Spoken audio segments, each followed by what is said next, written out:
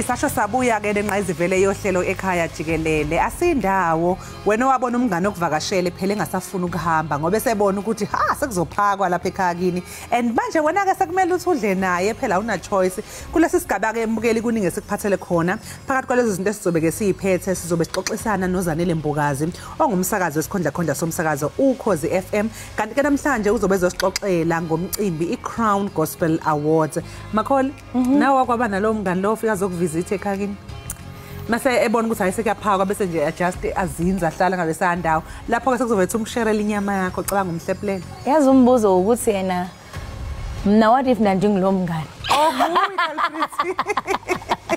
usoloko nje usoloko umuntu welapho what if nguwe owawungumngane uyiculprit hayi usubona ukuthi kuyaphakwa nje valelisa uhambe ekhaya hayi shame hayi ndingenazo ezotshomi hayi ndingenazo ezotshomi hayi andikhumbuli yazi I think sentsho ndikhulele nakwikhaya elisherayo kodwa ayiba noxa ifikile eyazi masimpilo yasemakhaya basitya sonke uyazi ukuthi nje manginento enukayo vele ke ilihlo liyajonga nemfundo zini kubalekile vele noma ukhula kokushiya ukuthi ungapheki kulingana nopheka mokho zawazi ukuthi ubani ungafika isivakashi so impilo yasemakhaya injalo ke utyela isitya uqonda bajonga if uyatya awutyeli ufike hey bakhona abanye ke xa sidlala kweminye imizi xa sifika hayibo abantu babane banyamelala one by one omnyangene kitchen ophuma umuntu seyithi enamafutha ayanuka ke ifutha hamba ayibo utheni ngoxa sidlala nawe wase wangathi uqhothiwe wena self so but ke I mean impilo yasemakhaya iyasifundisa into okubana ndinguwe ngenxa yami so we are sharing iplate igcwele siyatya sonke siyaphanga kumnandi ekhaya Jikelele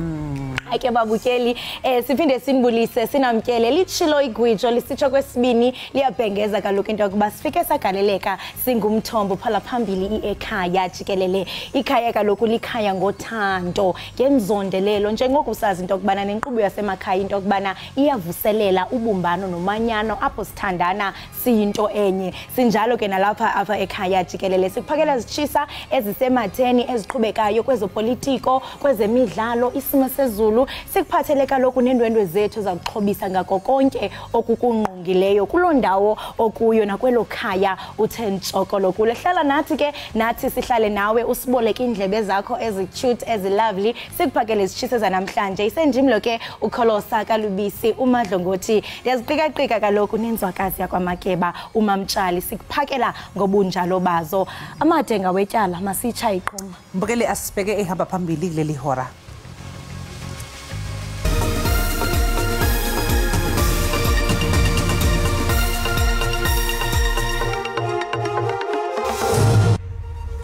Umengameli uCyril Ramaphosa uthi iningizimu Afrika yeseka imizamo yoletha uzinzo nokuthula emazweni omhlaba lokhu kusho engqungqutheleni ye-UN yama-78 ebanjelwe eNew York.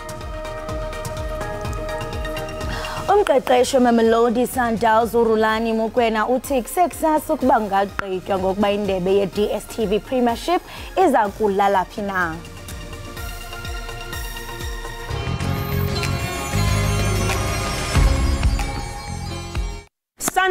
Sanbonani sekuphelile mntaka mama igama lami ngingusisi ubukele lona ke uhlelo ekhaya Jikelele lapha beniphathele khona ezemidlalo nezindaba wemamgobhosi and entertainment so please make sure that you do tune in.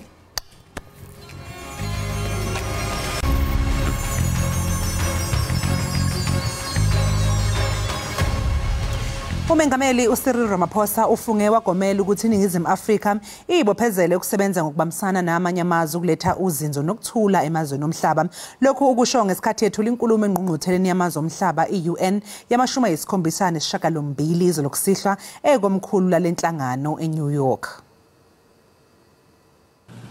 78 years ago, in the aftermath of the Second World War, the nations of the world made a solemn commitment to save future generations from the horror and the suffering of war. Through the United Nations Charter, these nations accepted a shared mandate to foster peace and promote fundamental human rights, to promote social progress and to ensure that there's a better standard of life for all.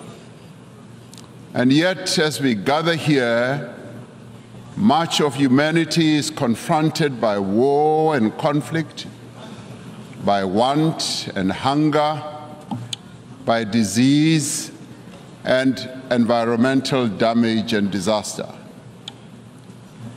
Solidarity and trust between states is being eroded. Inequality, poverty, and unemployment are deepening across many nations in the world. In these conditions, and in the wake of a devastating global pandemic, the achievement of the Sustainable Development Goals seem increasingly remote. At the moment when every human effort should be directed towards the realization of Agenda 2030, our attention and our energies have once again been diverted by the scourge of war. But these woes, these divisions, these seemingly intractable troubles can and must be overcome. Over millennia, the human race has demonstrated an enormous capacity for resilience, for an ability to resolve problems, for adaptation, innovation, compassion, and solidarity. At this moment, we are all called upon to reaffirm these essential qualities that define our common humanity. These qualities must be evident in how we work together as a global community and as nations of the world to end war and conflict. South Africa has consistently advocated for dialogue, for negotiation and diplomacy to prevent and end conflict and achieve lasting peace. Usekela Mongameli uPaul Mashatile uthi ilizwekazi Afrika linakuphinda lixhomekeke kwimithombo yangaphandle yogonyo kunye nokulungela ubhubhane. uMashatile uthe uqhambuka kobhubhane we-COVID-19 kwenza oko kwacaca ngakumbi kunangaphambili. Bangaphaya kwezigidi ezintandathu abantu ababhubha ngenxa yesifo se-COVID-19 kwihlabathi jikelele. Esi sifo siqoqisayo saqhoqa ihlabathi jikelele kwiminyaka emithathu eyadlulayo, kwaye ke nokuxhaphaziswa kokwenziwa kwezitofu kwabonisa imingeni emininzi ehlabathini. The goal of equitable vaccine access, especially as the globe recovers from COVID-19 pandemic, is a core outcome sought by BRICS members and other groupings in the developing world.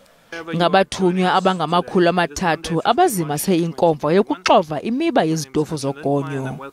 uMashatile umemelele amagosa aqeqeshelwe esi sakhono ukuba ahlale ziphucula ukulungiselela unongekehli kwezempilo.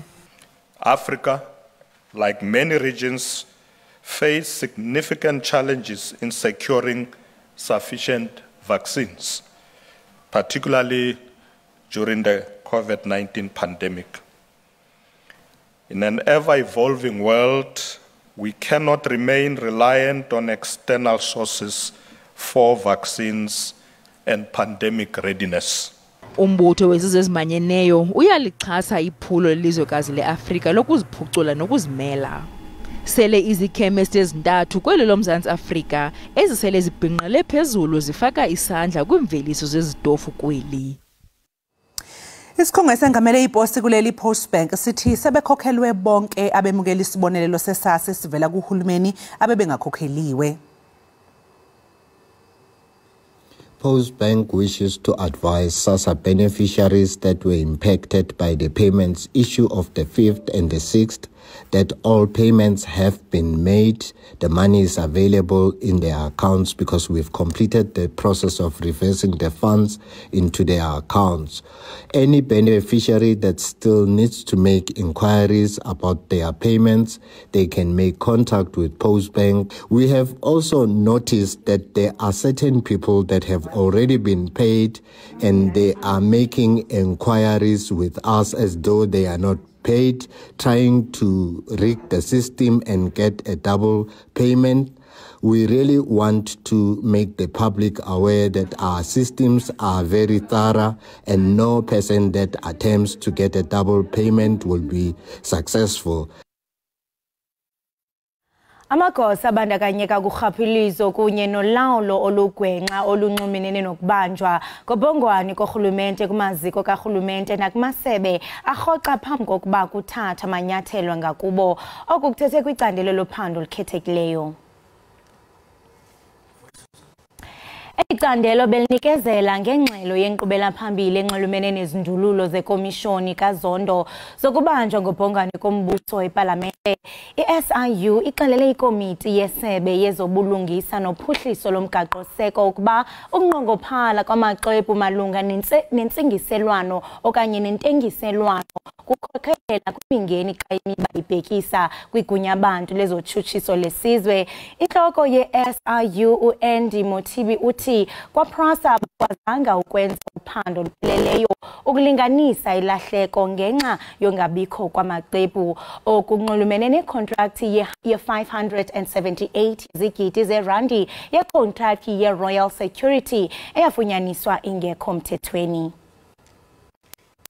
My instruction to the teams was that we shouldn't just leave it there, because otherwise it's an easy way out for the state institutions to say we can't trace the documents, and then that inevitably stops the investigation. No, we go in and find out what were the document saving requirements, who was responsible, how were the documents lost, and who was accountable, so that we don't just leave it hanging there. Mbukeli okwamanje ke siphose amehlo ke sibheke ukuthi kumi kanjani kusimo sezulu.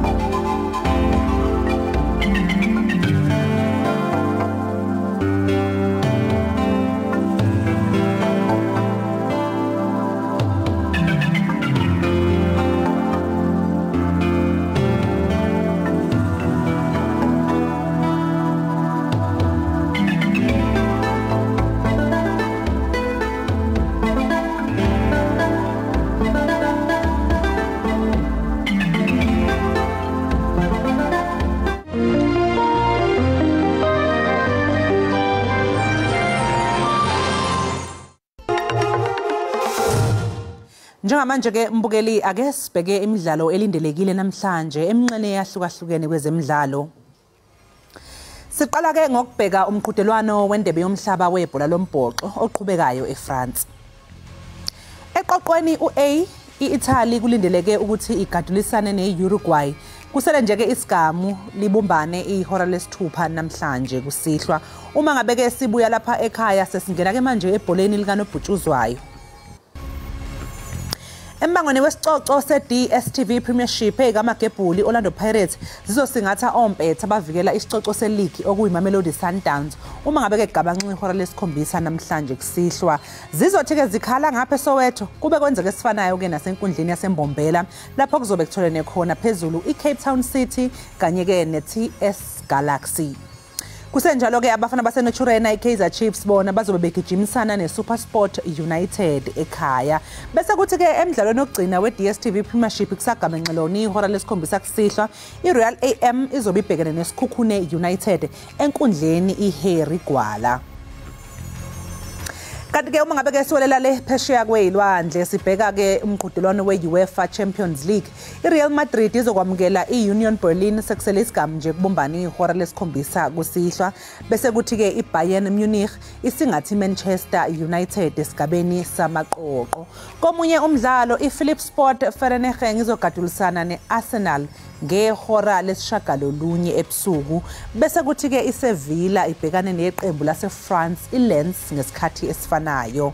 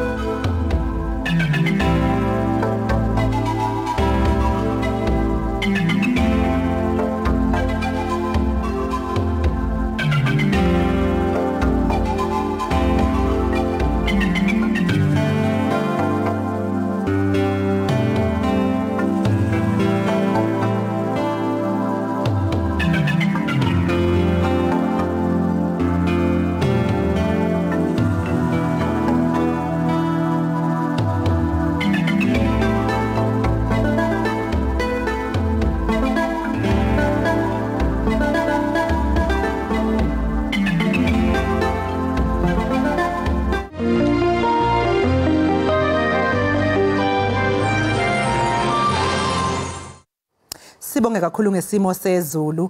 Isikhungo esiphehla ugesi kulelizwe Eskom sithi ngenxa yokwehla kwengcindezi emazikweni ayo aphehla ugesi luzomiswa uhlelo lokucishwa ngogesi kuze kube yihora lesine ntambama namhlanje. Lokhu kushiwo ngokhulumela iEskom uDaphne Mukwena. Wednesday, 20 September 2023, Eskom would like to announce that due to the sustained improvement in generation capacity, load shedding was suspended at midnight until 1600 today. Thereafter, stage 3 load shedding will be implemented from 1600 until 5 a.m. on Thursday, followed by stage 1 load shedding from 5 a.m. until 1600. Eskom will publish another update should any significant changes occur. Ingonyama yesizwe samaZulu uMisuzulu kaZwelithini ubhekene nomsebenzi wokuqoka undunankulu omusha kaZulu ngemva kokukhothama kodondolo lwaso isilo inkosi uMangosuthu Buthelezi umntwana wakwaPhindangene. Unomthabe wesizwe nguyena yedwa unelungelo kanye nje namandla ukuthi ke aqoke undunankulu kaZulu. Isikhundla sokuba undunankulu kaZulu sasivele sikhona emandulo ngekhathi zelembe uShaka ngesikhathi yena eqoka uNgomane Mdletshe. Lesikhundla simqoka ekuthathweni kweinqumo ezinqala zomkhandlu kanjalo nokucebisa inkosi nokubhekela inhlalonhle yesizwe samaZulu. Umndeni wakwaButhelezi ubulokhu kulesi sikhundla njengoba uyise kaMntwana uButhelezi uMathole nomkhulu wakhe uMnyamana bake basiphatha. Ongoti kwezamasiko bathi njengoba umndeni wakwaButhelezi usugezile nesilo uMisuzulu sayobhonga emswaneni indlu lamithi yamakhosi singamemezelo ozongena ezicathulweni zikaButhelezi. Inqubo ila nje ukuthi ngakusasa kuqala ukuzila kusho ukuthi usebekhululekile masebegeziwe sebekulungela ukuthi bangazila nasi isilo sesikulungela ukuthi singaqoqa. Ubuthelezi ukhathule indima enkulu eholele ekutheni isilo misizulu singene inyathelweni zikayise uZwelithini kaBhekuzulu ngaphandle kweinkinga zombango walesi sihlalo. Akulula ukuthola umuntu ongathi evuka ekseni ebese ngene enyathelweni zakhe kodwa ke ngokuhamba kwesikhathi kuzoncika ukuthi ubani oqokwayo iziphi impawu anazo isiphi isiphiwa naso. Ubuthelezi belokhu ethola ukugxekwa yilaba abathi usebenzisa lehlalo ukuzuza kwezombusazwe. Eyindabeni za SABC nginguvusi Khumalo eThekwini. Asibhekene nezingqinamba zemali isikhungo esixhasa abafundi ngemali yokufunda evela kuhulumeni iNational Student Financial Aid Scheme eyaziwa ngeNSFAS. Lamazwi ashiwa ungqongqoshe wemfundo ephakeme uDokotela uBlade Nzimande ngesikhathi ekhuluma ke nabe indaba ePitoli. Minyaka le kuhlala kukho isimbonono ngeNSFAS kukhalazelwa le naleya nto leyishiya abafundi bekimeko yokuba zizigculelo. Nangona kunjalo isebe lemfundo ephakamileyo noqeqesho lithi akukho ngxaki. I've said to NSFAS, respond at the shortest possible time and every single inquiry must be responded to. Umphathi uxolisile kubafundi abatyekezwe ngempazamo kwinkxaso esithi la makhwiniba enzeke emva kokusungulwa kwenkqubo yokuhluza abafundi abafunyaniswe bexhaswa ngokungafanelekanga benikezele ngeengxelo zobume bamakhaya ezinganyanzekanga. Initiate criminal and legal action against all those students and parents who have been defrauding NSFAS. Ngabafundi abangaphezulu kwe-11,000 ababhenileyo kuguzulweni kwabo kuluhlu lwabaxhamliyo. You need to show your face, Chair. I think it's a show your face campaign for you to be paid your allowances. So for those that have not shown their faces, please do approach NSFAS in your institution so that we know you. We don't want to pay bogus students or fake students. Gqirha Nzimande uhlabe ikhwelo kubaxhamli abangekabhaliseli okanye baguqukele kule nkqubo intsha entlawulo ukuba benze oko ngokukhawuleza.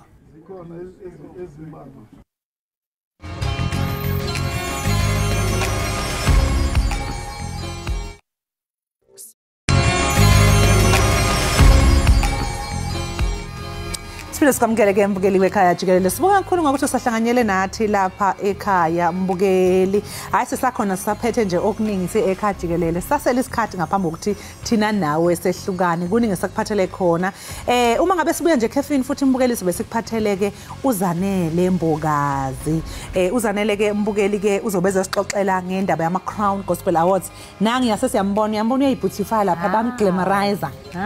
Hawu Nkosiyamaze wami uhlutati. Nkambule uzofika zokhuluma ngathi ke mayelana nodaba lama Crown Gospel Awards kungekudala ngakho ke mbukela ufuna nje ke ukuthi uphuthelwe ilolo daba ngoba sizwile nodaba lumnandi or am I giving it away? No, I'm not. Ngoba vele soxoxa naye ama Crown Gospel Awards abehleze enzeke eThekwini but this year kune big announcement ukuthi azoyaphi so sobe soxoxana naye. Yeah. Ayisecaca oyibangawenza phe ekhaya spaces naso mas apha ekhaya Jikelele si host 30,000 people. Hayi kaloku sentsho kaloku khona amakhasi onxibelelwano ozuma abanye bangakwazi kona sikhokho uzothi mayifika la lesiyambuza ukuthi manje nathi sinayo icategory esoyipresent. Ngiyazi izinto zakho lezo usikhulumele sikho. Hayi andithi nguwe ozothetha naye mos uzawuva kakhulu xa iva ngawo uthi hayi noko kusuka kumamtshana ndithi uthembekile wena uthenjiwe lunti ujongwe kuwe. Mbukela nje isiqiniseko sokuthi ke awuphuthela mangabe sibedolo sobe sixoxisana naye ke uZanele. Ama Crown Gospel Awards aqala kudala aseneminyaka ekhona uzozwa ke mbukela masixoxisana naye sekuphele iminyaka emingaka uzokumangala ukuthi yazi isikhathi siyashesha kholosi like literally isikhathi siyashesha within no time it's been 20 years. You know? And who's your favorite gospel artist? Uyathanda intula zami Ayanda Ntanzi Benjamin Dube uZaza Mokhethi igospel into zami phela khawutsho nje iline eyi-1 ene usuyak exposer usuyak exposer i-Crown Gospel ijongile ungathi awards ngithole category khawenze you never know who's watching ngizakwenza makufika uMamZanele la yabona ndikunikeza i-platform uzawuthanda ukwenzela izinto nansi platform uba uziqaqambisa iCrown Gospel ithi hayibo nanku umuntu ya okay ke mbukeli asisiqunga seyitolo mangabe sibeke sobe sesixoxisana naye ke uzanele ungalingeki mputhelo hlala phansi ungayithethi leyo inobho kusekhaya jikelele nethezeka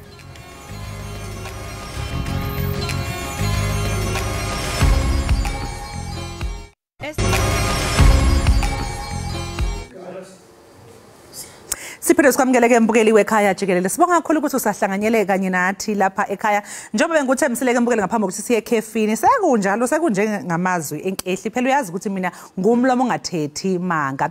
Abathandi nabalandeli bomculo wokholo kulindeleke ukuthi bagcwale phama enkundleni ezemidlalo lapha eSoweto lapho kuzobe kusingethwe khona umncintiswano weindondo ke obizwa ngama Crown Gospel Awards ka2023 ozobanjwa ke mhla zingama26 kuLwezi nonyaka. Okumnandi ke mbukeli ukuthi kuzosungathwa uchungechunge lwemicimbi ezobibhulela amazolo phela lendumezulu ke yomcimbi weindondo. Lo mcimbi weindondo uya ngokudlondlobala njengoba uzobe ususingathwa ihlandla le-16 kulo nyaka. Uxoxa kabanzi ke ngamalungiselelo alomcimbi sixhumana noZanele Mbokazi Nkambule ongumsunguli ke ophinde futhi abe umqondisi omkhulu wama Crown Gospel Awards. Lambokazi asikubingelele sikwamukele ekhaya jikelele sibonga kakhulu ngokuba nawe namhlanje. Ngiyabonga kakhulu kuba lana ngiyanibingelela nami kakhulu.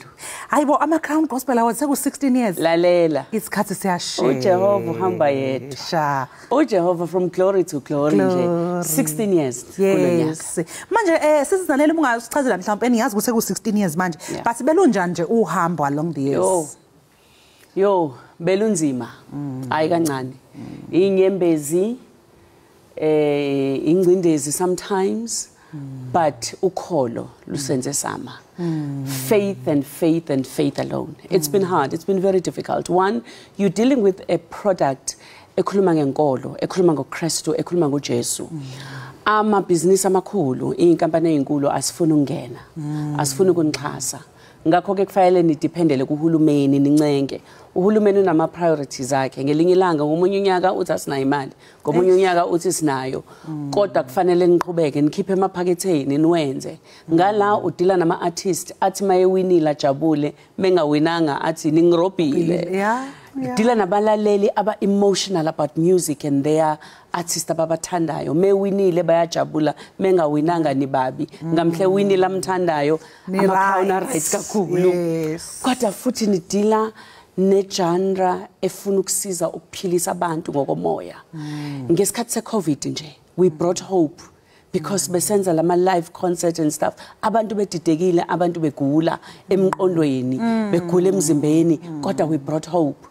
Yithini esibringa social cohesion ngoba igospel ilalelwa inombala. Doesn't matter ukuthi ufundila ufundanga, doesn't matter ukuthi unemali unayo, it doesn't matter ukuthi wayiphi racial group, sonke siyalalela. So bekunzima kakhulu kodwa simile kuze kube manje futhi kasahlehlele emuva. Siyambonga uNkulunkulu. Amen. Manje njengomsunguli lomcimbi ngesikhathi nje usungula kwakuyini ofisa ukuzuza kwakuyini intention? You know, we were very clear. uNkulunkulu ukhulume nathi wathi asenze something gospel. At that time, vele bese ngisebenze kuKhozi FM, ngasebenza ku SABC 1, ku Gospel Gold, na kuKhozi ngenza gospel show. So bese ngi-understand i-industry. Ngikhuluma ngo 2006, you know. uNkulunkulu wathi let's bring back the gospel into gospel music. Sibuyise ukuthi gospel ingane. Gospel is about the good news. Indaba ezimnandi uJesu. So awukwazi ukucula ngaye ungamazi yena. So into yokuqala besifuna ukuyenza leyo. Sazama ke ukuhlanganisa abaculi sibakhuthaza ukuthi iba nenkonzo, iba nala ukhuzwa khona, iba nala uncela khona. Qalana ukubhala amaculo anoNkulunkulu phakathi ukuze sithi masilalele umuntu aphile usaculile engakathandaza umuntu, angakabekwa izandla umuntu. So si happy manje. Sibuka amaculo ama lyrics, amaculo abhalwayo. Sibuka excellence in the gospel industry. That was one of the biggest things we wanted to bring. Because at that time, umuntu benza noma yini athi hayi ngenzela inkosi. Yebo. Ama video sambe soyimele emanzini, kushuthwe intabeni. Namhlanje buka ama live enziwa ama gospel artists. Buka equality ekhona. Buka even ama events aka gospel. Sisethe standard manje. Ama levels aziwa kulakuthina. Yo kakhulu and ukuthi abuka like izinto efana no spirit of praise, equality of that production. Or ayandantanzi. Kade ngibona iconcert nje ngibona the number of people abafika khona ukuthi igospel isikwelinye izinto. Gospel ikwelinye izinto. So into ke bese kufuna so kulos 15 years siyajabula ukuthi achievile bese kufuna excellence with gospel music. Gospel is #1 genre. Iyathandwa, iyathengwa. Siyakuthanda kakhulu lokho. Kodwa ke it's time for us to move to another level. Yeah, and lo another level ngezothiwa izala eGauteng manje yasuka eThekwini. Hey, you have how many thousands konje FNB? Phela sizofaka iDome Marquee ngoba ngeke sibe ngaphandle. UNovember izulu lingase libe line. So sifaka iDome Marquee kodwa nje lalela. Excitement. Manje abakhala seThekwini nawo basala. Kakhulu Nkosi yami kodwa ke sibanikezile for 15 years. It's part of our strategy to grow. It's part of our strategy ngoba njengamanje ngaphandle kokuletha la igoli as well gospel powerhouse as the Crown singene theater. Start gospel to theater sine production ethi Maria. Gospel to theater uzosibona kwi screen sakho kuma drama.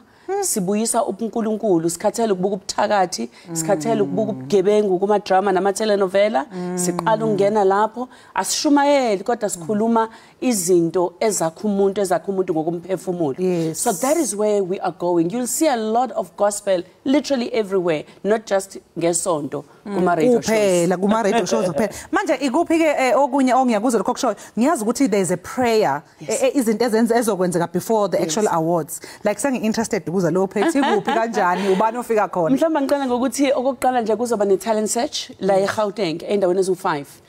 Ama workshop na talent search ngomhla ka10 kuOctober kune National Gospel Conference eBedford. National Gospel Conference eBedford Convention Center.